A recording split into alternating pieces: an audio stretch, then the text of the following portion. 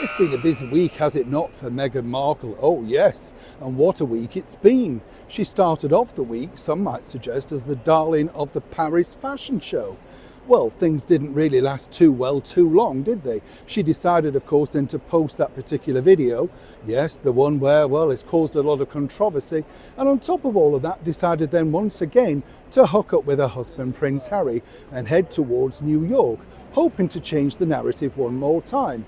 Along the way, though, lots of headlines and a rival who's doing, well, infinitely better, even though she's part now of the very same company. Meghan's not happy. Netflix seemingly are hoping to see what comes next. And then, of course, there's this. Welcome to this week's By Royal Appointment. Hi, good morning, Neil Sean here. Nice to see you in the very heart of London. I hope you're keeping well, chums, whatever you're doing, and do take care of yourselves out there. Isn't this a lovely sight? This is autumn in London. Yes, absolutely. You know what it's like. Yeah, and warmer actually, so not too bad here this evening. I hope you're keeping well. Welcome one and all brand new subscribers. Lovely to have your company. As I say, this is a sort of, well, a new era, isn't it, for Meghan Markle, because every era is a new era. It's funny, I was thinking the other day about, do you remember when she did the interview with the Variety magazine? And for some explicable reason, they did this sort of behind the scenes video, which I never really understood what that was about. And suddenly she was a fashion plate there, and all of that was wiped away. What really happened to that? This is a problem now really for Meghan, because time and time again she doesn't want to take advice from what many people might suggest are, well, the better endeavours. You see, Meghan always feels that she knows what's best for her, and there's nothing wrong with that. Celebrities often do. What's fascinating here though is exactly how wrong can you get it? And seemingly Meghan's got it wrong on a number of occasions. But she now believes that where she's going in the fashion world is the right direction. What is fascinating though is Netflix had other ideas. And this really all stems from one particular situation. It's all regarding when she returned to Instagram. Oh yes. If you remember, Meghan had one or two false starts about her return to the social media giant, simply because she couldn't decide if she wanted to be part of it or not. But eventually she returned, and apparently the world was supposed to be stunned at the content. Well, we have been stunned at the content, but not possibly in the way that Meghan first thought. You get the picture. Now, moving forward, what was very successful for Meghan upon her return to the social media platform wasn't anything to do with her recipes or her wine or the flowers or indeed the snappy soundtracks that she attaches to every single picture. Indeed, also you might say her own personal pictures, the mood board. Nothing really cut it bigger than this. That's right, the picture, sadly, of her dog, no longer with her. It was her most successful post to date, 100%. And this is the problem, you see, because you can't beat, as they say in the world of show business, children or dogs. And dogs or cats are animals. You know what I'm saying? Now, what's interesting here is, you see, that sparked an idea for the Netflix team at Meghan, you know, not just her partners, but also her brand awareness, her business too. They had an excellent idea, in my opinion. You see, realizing the fact that, well, what really works, particularly for Meghan, are pictures of adorable animals and messages, and even, of course, a picture of her daughter, Lily, kissing the picture of the dog. That was successful too. You see, Netflix had an idea about Meghan becoming like the rescue queen. Now, if you don't know this, there's a particular program over here in the United Kingdom that was fronted by a good friend of mine, the brilliant and late Paul O'Grady, For the Love of Dogs. He was a big friend of Queen Camilla. And what was interesting was it was just a heartwarming show all about, you know, dogs being rescued, Battersea Dogs Home, what he did the moment that he got them and how he wanted to look after them and cherish them. Bosses at Netflix thought this would be a good vehicle for Meghan Markle, given the fact that she's, you know, according to her, a dog lover, a pet lover. But seemingly, Meghan had other ideas. You see, she didn't want to get bogged down simply being known as a person working with animals. She had many strings to her bow. Now, the story goes, of course, according to her, that when she sent out some of her sample jams, one of the executives contacted her and said, "This is it. This is what you should develop." Again, the story could, maybe, or possibly not true. It's what Meghan fancied doing. You see, she liked the idea of becoming a brand new Martha Stewart. Now, according to a source behind the scenes at Netflix, which have now fully switched on to the world of Victoria Beckham, and certainly not waiting for the next episode, Christmas or not, as well, looking for as ever, well, they've decided that once again they're going to put something towards Meghan. But as you know, they have first refusal on her ideas. The only idea really that they like, Netflix, and this doesn't even concern Meghan, is of course the anniversary documentary on the late and beautiful Princess Diana. As for Meghan's Christmas offering, looking at the sales of which they've done, they're more concerned about how they can switch this on. Moving forward though, Meghan believes it will be the festive season that will really ignite the brand once and for all. Of course, that was before they saw this. As ever, let me explain. Whether Meghan Markle wants to admit this or not, she's been taught something of a harsh lesson this week, you know? And as I've often pointed out here on the show, Meghan likes to think and believe that she's really the master of the media, knows exactly how it works, what it should do, and basically been telling Harry how to run the media, even though, of course, he's been brought up in the media ever since he was born. I mean, there wouldn't have been a more photographed baby in the year that Harry came into this world. But of course, Meghan always knows best. And this has been the problem really for her, because consequently, her big break, the only thing that she's ever really done anything with, a minor role in Suits, of course, the cable TV series, well, that's really what she bases everything on, you know. And she talks about her cooking show for Netflix as ever as a big 80-man crew, which we know is not true. And the other side of it is, you know, how all the people, and it was lovely to have her children there, and so they could see what mommy does. And you're thinking, what? Talking a rented kitchen to people that you barely know about food that you've barely associated with. This is the delusionment really that Meghan's currently living in. And as you know, recently a very prominent presenter, Megyn Kelly, has come out and basically said that she believes that Meghan Markle is ill. And in many respects, you know, Meghan, like a lot of celebrities, just craves the limelight, needs the limelight, and doesn't really care how it comes along. And this has been the problem now for her moving forward with the, you know, deal with Netflix. It's not easy because, you know, what they thought was going to be interesting and maybe a ratings winner, even though the boss, Ted Sarandos, has stepped forward and said, you know, Meghan's remarkable. Well, clearly not that remarkable because the ratings are dire. And now they're trying to push this narrative of, well, you know, Meghan's sort of an entrepreneur and we're going to go down this route, etc. Now, if you remember earlier this year, I think in the summer, I told you all about the situation where Netflix wanted to make a program with Meghan all about how, you know, she was faring, becoming an entrepreneur, the jam thing, the American Riviera orchard, you know, putting it together, getting a CEO, getting staff, that sort of thing, right? And that, I think, in fairness, might have made a reasonable program because it's a little bit like The Apprentice or something like that, isn't it? You know, how do you make it big? But you see, Meghan didn't want this detail because, well, two things, according to ex-staff members, she didn't really wasn't that involved anyway. So the idea really that Meghan was going to be sitting in meetings with a huge pad and pencil saying, this is what I think we should do, this is the marketing campaign. Again, as I said at the start of the video, Meghan knew best. Her ideas really were to just twang jams in a wicker basket with some, you know, dried old straw and a few lemons and off you go, bingo, right? Bound to work, absolutely. Now, the problem is that, you know, even Ted Sarandos, the boss, and again, I have to say allegedly, but, you know, he's getting jittery. And this is because this week, a very big success was the launch of Victoria Beckham's documentary. And this is really a template of what Netflix wanted from Meghan Markle. You know, they'd already seen the David Beckham documentary, and that was very good. By splitting it in two, they got, you know, both sides of the story. The difference with Victoria and Meghan is that, you know, Victoria has a very much self-depreciating sense of humour. She's very funny and knows why people mock her and laugh at her. You see, Meghan really just refuses to engage in any level of conversation or chat show host, interview, unless it's all very structured. We saw that with Bloomberg, right? You know, Emily tried her best to get some info, but no, shot down when she dared suggest that it sold out in what, an hour, 44 minutes. Meghan snapped back, over the smash burger. Hilarious, really.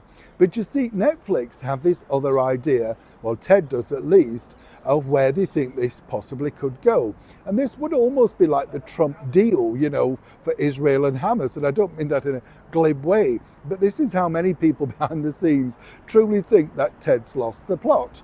You see, his belief is one great show would be to get these two together. Yes, Victoria and Meghan, kissing and making up on screen, basically saying the media were terrible and we never really fell out and it was the media that stirred it up. Now, Ted, of course, being very keen and very, very keen to make sure that he looks after his brand new star signing, Victoria Beckham, literally throwing thousands at the launch. I mean, it was a spectacular launch when you think, and some good people turning up, not just, of course, the former Spice Girls, which are very much beloved around the world for people of a certain age, takes you right back, makes you think you're a teenager again. Very, very clever and successful. Now, the idea really would be that, perhaps these two could meet for a coffee that's filmed, thrash out exactly what that person read and that person, and try and culminate in this thing of friendship joining up. Now, I can see why Ted and the executives at Netflix think this is a good idea, simply because, it would get people to watch. But there's one sticking block, well, two in fact. Both of these ladies. Now, not taking sides in any form or shape, I would say it's going to be very difficult to persuade either one of them, simply because it will be easier to persuade the men. David Beckham and Prince Harry, I think, if you put those two in a room and filmed that and said, why did you fall out? I'm sure they could bat it out. But of course, two divas, and I mean that in the nicest possible way, Victoria, who know their worth or believe they know their worth, are simply not going to do it. What would benefit the other? Victoria Beckham is riding high. She's doing incredibly well with the fashion house. Meghan Markle threw all that away on a hunch, on annoyance, on the fact that she didn't like her husband being friendly with David Beckham. Who knows? But the story is there. It's a fascinating story if you knew the true background. Clearly no context in this, and certainly no proof that what apparently Meghan and Harry were suggesting that David and Victoria were doing was ever there. But the bottom line is, Ted seemingly thinks that this would be the greatest pairing, perhaps since Joan Crawford and Bette Davis in Whatever Happened to Baby Jane. But, the problem that you've got is Victoria certainly doesn't need Meghan Markle. A little bit like this other woman as well, Gwyneth Paltrow. What went wrong there? One of the things that defies a lot of people's minds when you talk to celebrities, and I'm talking, big Hollywood celebrities who really, somebody like Meghan and Harry should be cultivating. Whether you like them or not, they're the movers, the power shakers, the sort of people that might have a premiere that may invite you, and then you cultivate more friends. Harry and Meghan have truly ostracised themselves through their own doing, really. Harry was always very personable, but now because of his paranoia at a super high rate, even he believes that, well, everybody's out to get them, the sort of thing. And when you think about it with Meghan Markle, she was looking for this world. She desperately wanted the fame, and everything that she could have wanted was on her plate. And I'm not just talking about going around shaking royal hands and doing charitable works, but she got herself her name, everything that she could have needed.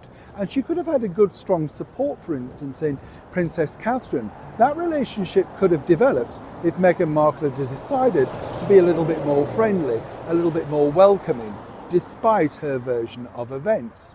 And this is truly the problem now when you look at major celebrities, because cast your mind back to the start of this year, and if you remember, suddenly Gwyneth Paltrow was all over Meghan like a rash, making that glib remark, maybe I'll invite her round or take a pie round or something like that, remember? And suddenly then we got that mocking thing with the media of, oh, there's Meghan shoveling in pie on a video, and Gwyneth thought this was very, very funny. From an excellent source, I can tell you that Gwyneth Paltrow has radically changed her opinion on that idea. She was persuaded to do it, but now clearly thinks that was a bad idea. And this is sort of the thing that's going through with everybody who works with Meghan. They never come back for seconds. It doesn't matter who you are or what you are. Everything's removed away. You get the picture. Now, next week, she's now really trying to move it forward by associating herself with the same brand as a former budding, well, first female president of the United States. This is another sort of, how can you put this nicely, fortune event where people get up, the rich and powerful and famous, and tell us exactly what we should be doing and how they're empowered. And this time along, what they're trying to do is restructure Meghan as a person who, well, she's going to be talking to people about exactly how difficult it was setting up a business in the public eye. Now, forgive me if I'm wrong, but I don't know what business she set up. But basically, she was that hapless at it that even Netflix decided to come along and say, tell you what, we'll have a crack at it, see if we can get it going for you. That was the deal, right? But again, everything's rewritten in their land. It has to be that, well, no, she set it up and these are the problems that she's had. Also on the bill, which is going to be fascinating when you think about it, is none other than the former budding President of the United States, Kamala Harris. Now, Kamala's got this book out, 107 Days. Seems like it's been gone on 107 years. The woman has never been off anything, podcast, chat show, radio, anything. And over here, we're told in the United Kingdom, she's now eyeing up some opportunities to see if she can do a series of one-woman shows. Very similar, of course, to Michelle Obama. Now, when you look at Michelle Obama, if you listen to her podcast, this is one miserable woman. It doesn't matter what she gets or what she's had, everything's been difficult, And forgetting, of course, that nobody forced her to become the First Lady of the United States of America. She didn't need to be it. She didn't need to be part of it. Other people have stepped away and lived a very quiet life. But Michelle loves the attention, a little bit like Kamala Harris. The problem is, according to sources, Kamala is a little bit thorny, you see, because the bottom line is everybody who, supported her, some suggest also for money, the likes, of course, of Beyonce, again, I have to say allegedly, and many others, the town halls with Oprah Winfrey, well, they've all backed away. That's something, of course, that Meghan and Kamala really have in common. But there's a bigger picture for that, you see. Whatever Meghan says, and whatever Harry might want to think, Meghan Markle wouldn't mind a career in politics because, as she's pointed out, well, politics is a good that you can change the world. And she feels she's got a lot to offer, given what she's been through and the negativities and all of that sort of stuff, right? So you can see the direction of what that team are now desperately trying to do. So you've gone from the Paris fashion thing, where, neither here nor there, to, of course, her deriding her mother-in-law with that terrible, just dire stunt in the back of the limousine with the feet on the table and the seats and everything. Suddenly she doesn't understand why people are offended by that, to now getting up and telling us, the rest of the world, why she's an absolute success, and more importantly, the sort of trials and tribulations that she's gone through. Meanwhile, Harry's at home. And the bigger problem now is Harry, because he doesn't really have anything to do. He doesn't know how to fill his time, or indeed his days. And as people have pointed out, you can see the cracks in the relationship. And I'm not surprised, in fact, and I don't mean that unkindly, but I'm not surprised given the intense pressure that they are under in the media. And whether you like that statement or not, it's brought on again by themselves. If you remember, Harry famously said that each time he went out and saw the camera clicking, it triggered things, and he could barely, But this is a guy who's now been forced to be standing on red carpets, looking directly into cameras, probably more than he ever had to in his royal life. The thing is, when you get out of a limousine or a chauffeured royal car, in your royal life, you do not look for the camera. Now he has to do what Meghan says, and that means posy in front of the red carpet, making sure we get the right picture for the magazines. And so while Harry might be going through traumatic stress behind the scenes, and many say that he is, and struggling, the only happiness that he feels he's had so far this year was that very short interlude back here in the United Kingdom. And according to well-placed sources, yet again, what Harry was looking for was a little bit more than that. It's interesting to note also, chums, that while he came over here to the United Kingdom, there wasn't any other senior members of the British monarchy, and that includes, of course, some might, whether you like them or not, Fergie and Andrew. Nobody wanted to meet up with Harry.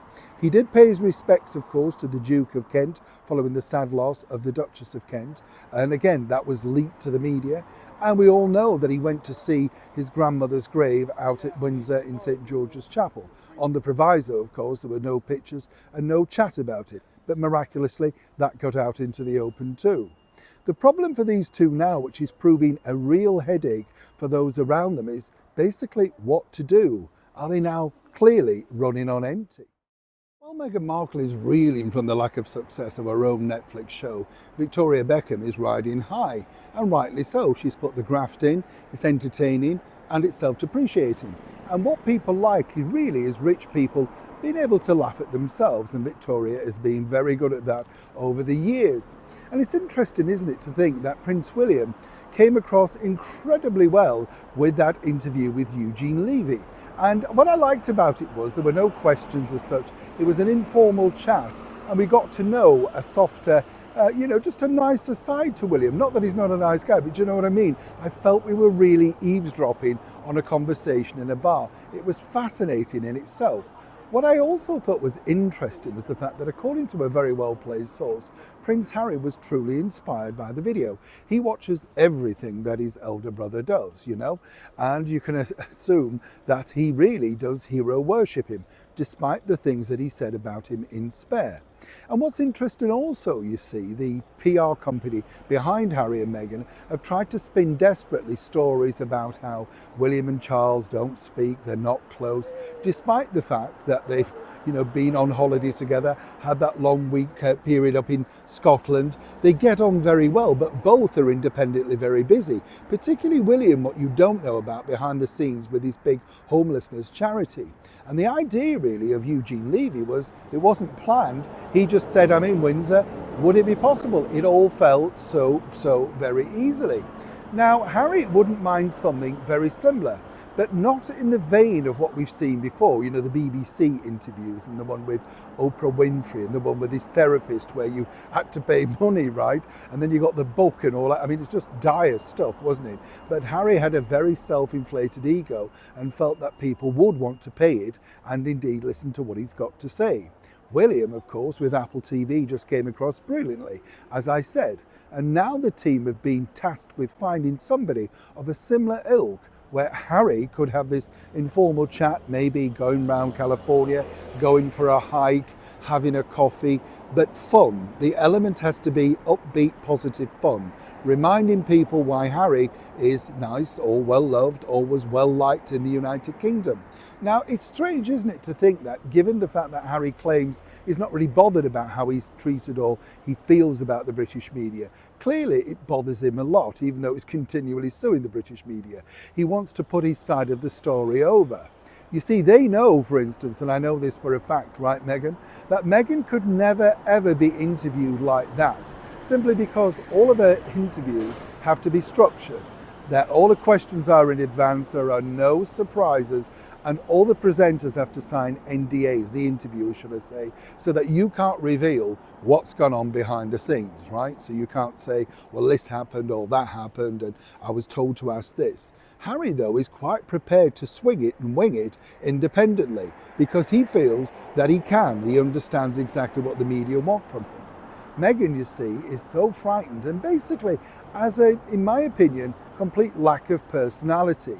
Nothing can be spontaneous because, well, there isn't really that much there. And so consequently, if you scratch away too much, you realise that without the structured sort of curated questions, what has she got to offer? Oh yeah, the soap story, right? But Harry is looking for something different. So for all of those people that are spinning the stories out there, particularly saying about His Majesty the King and the Prince of Wales, His Royal Highness Prince William, not getting on, they're stronger than ever. Hence the reason we saw them together at that recent climate change event. That was definitely a march forward to say, we get on, here's the proof. As for Harry, he's still searching around. And many people have now been put into the frame. But he wants to do this ideally over in England. He doesn't really want to do it in America, but who on earth now could he trust? Last time around, if you remember, he got on top of an open-top bus with the alleged comedian James Corden, and that created, well, again, a lot of controversy. This time around, he wants to literally copycat exactly what William has done. He's seen the positive reviews and he's seen the glowing reports, and more importantly, the positive feedback which Harry and Meghan scour on a daily basis on social media. The thing is, though, who will be brave enough to take it on?